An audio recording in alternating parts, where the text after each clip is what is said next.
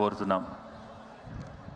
శృతిస్మృతిపురాణానామాలయం కరుణాలయం నమామి భగవత్పాద శంకరం లోకశంకరం. అజ్ఞానాం జాహ్నవీతీర్థం విద్యాతీర్థం వివేకినాం సర్వేషాం సుఖదం తీర్థం భారతీ తీర్థమాశ్రయే. విద్యా వినయ సంపన్నం వీతరాగం వివేకినం వందే వేదాంత తత్వజ్ఞం విధుశేఖర భారతీం. అంబోధర శ్యామల కుంతలాయై అతిప్రవాసామ్ర జటాధరాయ గిరీశ్వరాయై నిఖిలేశ్వరాయ నమః శివాయై చ నమః శివాయ. సభాకల్పతరుం వందే. అందరూ పెద్దగా చెప్పండమ్మా. శివాయ గురవే నమః. శివాయ గురవే నమః. శివాయ గురవే నమః. అమ్మా, భగవన్నామం చెప్పడంలో ఎప్పుడూ మొహమాట పడకూడదు. శివ శివ శివయనరాధా శివనామము చేద, శివ శివ శివయనరాధా భవభయ బాధలు బాపుకొనరాదా. శివ శివ శివ అంటుండయ్యా. భవభయం నుంచి వచ్చేటువంటి అన్నిటినీ భవభయాల్ని దూరం చేసుకోండి అని మనకి ధర్మశాస్త్రాలు చెప్తున్నాయి. కాబట్టి భగవన్నామం చెప్పడంలో ఎప్పుడూ మనం మొహమాట పడకూడదు. శ్రీ విష్ణు రూపాయ నమః శివాయ. పెద్దగా చెప్పండి అమ్మా. శ్రీ విష్ణు రూపాయ నమః శివాయ. శ్రీ విష్ణు రూపాయ నమః శివాయ. శ్రీ విష్ణు రూపాయ నమః శివాయ. ఇవాళ చాలా విశేషమైనటువంటి రోజు. కార్తీక మాసం అంటేనే చాలా విశేషం. అందులోనూ దశమి, దశమిలోనూ కార్తీక సోమవారము. సోమవారం కార్తీకం ఎందుకు గొప్పదయ్యా అంటే చంద్రుడి యొక్క మహత్తు వల్ల గొప్పది. ఆ చంద్రుడికి సోమవారం అంటే అత్యంత ప్రీతి. పరమేశ్వరుడికి కూడా సోమవారం అంటే చాలా విశేషమైనటువంటి ప్రీతి. ఈ రెండూ కలిసి వచ్చేటటువంటి మాసము, అందులో వారము రెండూ ఉన్నాయి కాబట్టి ఇవాళ చాలా విశేషం. అయితే ఈ కార్తీక సోమవారము ఇవాళ మన భక్తి కోటి దీపోత్సవం తరఫున నిర్వహించబడేటటువంటి కార్యక్రమం చాలా విశేషమైనటువంటి కార్యక్రమం. ఎందుకు అంటే కాసేపట్లో ఉజ్జయిని మహాకాళేశ్వరుడి యొక్క అద్భుతమైనటువంటి ఉత్సవ మూర్తులు ఇక్కడికి వచ్చి కళ్యాణం చేయించుకోబోతూ ఉన్నాయి. ఆ ఉత్సవ మూర్తులకి మనం కళ్యాణం చేసుకుంటున్నాం.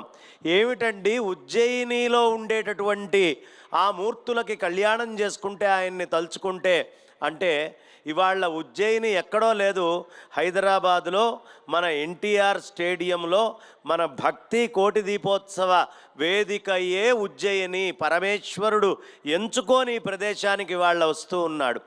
ఆ స్వామి ఇక్కడికి రావటము, ఈ పూజ వల్ల ప్రయోజనం ఏమిటి అంటే సాధారణంగా కుజుడి యొక్క బాధలు చాలామందికి ఉంటాయి. ఈ కుజుడి యొక్క బాధలు పోవడానికి ఋగ్వేదంలో అగ్నిర్మూర్ధ అనేటటువంటి మంత్రము చాలా విశేషంగా చెప్పబడుతూ ఉంటుంది. ఆ అగ్ని మూర్ధన్యమైనటువంటి సహస్రారమైనటువంటి అగ్ని అని చెప్తారు. ఆ అగ్నే ఉజ్జయినిలో ఉండేటటువంటి మహాకాళేశ్వరుడు. ఆ స్వామిని తలుచుకుంటే భూమి మీద అన్నిటికంటే మనకి కుజగ్రహం బాగా దగ్గరికి కనిపించేటటువంటిది ఉజ్జయినిలో. ఎవరికి జ్యోతిషం తెలుసో వారికి అందరికీ కూడా అవగాహనలో ఉండేటటువంటిది మనకి ఉజ్జయిని క్షేత్రంలో కుజుడు ఇలా నిల్చొని ఉంటే కనిపిస్తాడు. అందుకనే కుజుడికి చాలా విశేషమైనటువంటి క్షేత్రం ఉంటుంది. ఇవాళ ఉజ్జయిని మహాకాళేశ్వరుడికి, మహంకాళికి ఇక్కడ పూజ చేసుకోవడం వల్ల కుజుడి యొక్క బాధలు ఏవేవి ఉంటాయో, కుజుడి వల్ల మనుషులకు వచ్చేటటువంటి కష్టాలు ఏవేవి ఉంటాయో అవన్నీ కూడా ఒక్కసారిగా దూరం అవుతాయి. ఇక్కడికొచ్చి కూర్చున్నటువంటి వాళ్ళు ఇక్కడ నుంచి టీవీలల్లో చూస్తూ ఆ ఉజ్జయిని ఉత్సవ మూర్తుల్ని ఇళ్లల్లో టీవీలల్లోకి తెచ్చుకొని అక్కడ ఇంట్లో టీవీ దగ్గర అందరూ ఇక్కడికి రాలేరు కదండి. అనంతపూర్ ఎక్కడ ఆదిలాబాదు, ఎక్కడ చిత్తూరు, ఎక్కడ శ్రీకాకుళము, విశాఖపట్నము, అన్ని చోట్ల నుంచి అందరూ రాలేరు. కానీ అందరిళ్లల్లోకి మన భక్తి కోటి దీపోత్సవం ద్వారా చక్కగా ఈ మూర్తుల యొక్క దర్శనం అక్కడ కాబోతోంది. ఇళ్లల్లో మీ ఇళ్లల్లో చక్కగా అక్కడ కళ్యాణోత్సవం జరిగి మన దీపాలను వెలిగించే సమయంలో దీపం పెట్టుకోండి. అందరూ ఆ సమయంలో టీవీల్లో చూసేవారు కూడా దీపాన్ని వెలిగిస్తే ఈ ఉజ్జయిని మహాకాళేశ్వరుడు మన ఇంట్లోకి వచ్చి మనకి అనుగ్రహించినట్టు. ఏమిటి ఉజ్జయిని మహాకాళేశ్వరుడు, ఉజ్జయిని గొప్పతనం అంటే చాలా విశేషంగా మనకి చెప్పబడుతోందండి. 7 మోక్ష నగరాలు ఉన్నాయి మనకి. 7 మోక్ష నగరాల్లో అయోధ్య, మధుర, మాయా, కాశీ, కాంచీ, అవంతిక, పురీ, ద్వారవతి చైవ సప్తయతే మోక్షదాయక అంటారు. 7 మోక్ష నగరాలు ఉన్నాయి. అందులో మరి ఎక్కడ ఉజ్జయిని పేరు కనిపించట్లేదు కదా అంటే చాలా అయోధ్య, మధుర, మాయా, కాశీ, కాంచి, అవంతిక అనేటటువంటి నగరమే ఆ మహాకాళేశ్వరం. అక్కడ అద్భుతమైనటువంటి క్షిప్రా నది ఉంది. విక్రమాదిత్యుడు ఇవాళ సార్వభౌమ వ్రతం చేయమని మనకి చాలా చింతామణిలో చెప్పబడుతూ ఉంది. కాబట్టి సార్వభౌమ అనే పదం ఎందుకు ప్రత్యేకము, ఇవాళ్లే ఉజ్జయిని మహాకాళేశ్వరుడు ఈ దశమి రోజు రావడంలో ప్రత్యేకత ఏమిటి అంటే విక్రమాదిత్యుడంతటి వాడు చాలా విశేషమైనటువంటి బల సంపన్నతతో ఈ మొత్తాన్ని ఏకఛత్రాధిపత్యంగా ఏలిన విక్రమాదిత్యుడిని అనుగ్రహించినటువంటి తల్లి ఉజ్జయిని మహంకాళి. ఆ మహంకాళికి ఇవాళ సార్వభౌమ వ్రతము అని చతుర్వర్గ చింతామణిలో చెప్పిన రోజున మనకి కళ్యాణం జరగడము అంటే చాలా విశేషమైనటువంటిది.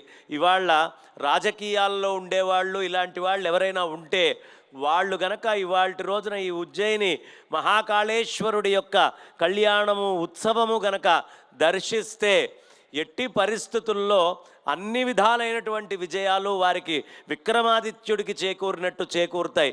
కాబట్టి ఇవాళ మనకి అన్ని పనుల్లో విజయం కావాలి అంటే ఏం చేయాలి?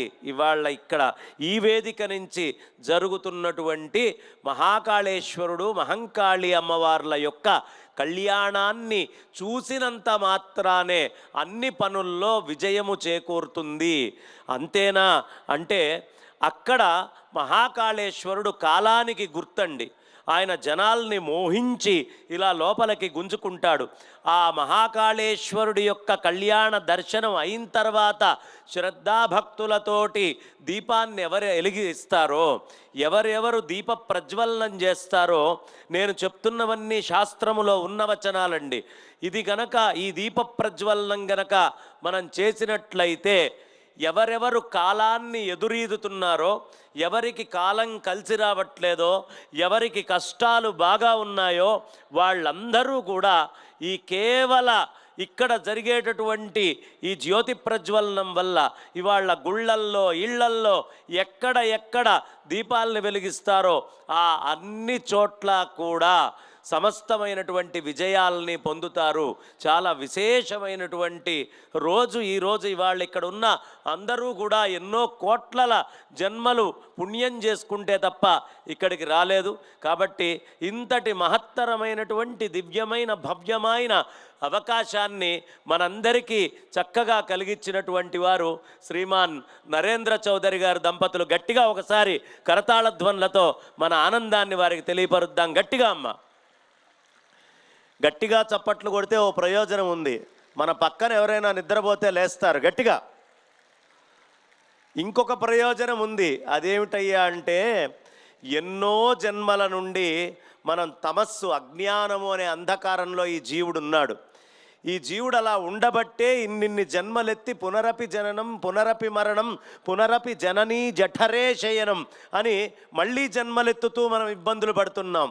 ఈ ఇబ్బందుల నుంచి దూరం కావాలి అంటే లోపల ఉన్నటువంటి జీవుడు నిద్రపోతూ ఉన్నాడు ఇన్ని జన్మలు. మనలో ఉన్న జీవుణ్ణి నిద్ర లేపడానికి గట్టిగా ఒకసారి కరతాళ ధ్వనులు చేద్దాం. ఆ జీవుడు నిద్ర లేస్తే ఇక మీదట కష్టాలన్నిటి నుంచి మనం దూరం అవుతాం. దీంట్లో అనుమానం లేదు. గట్టిగా అమ్మ.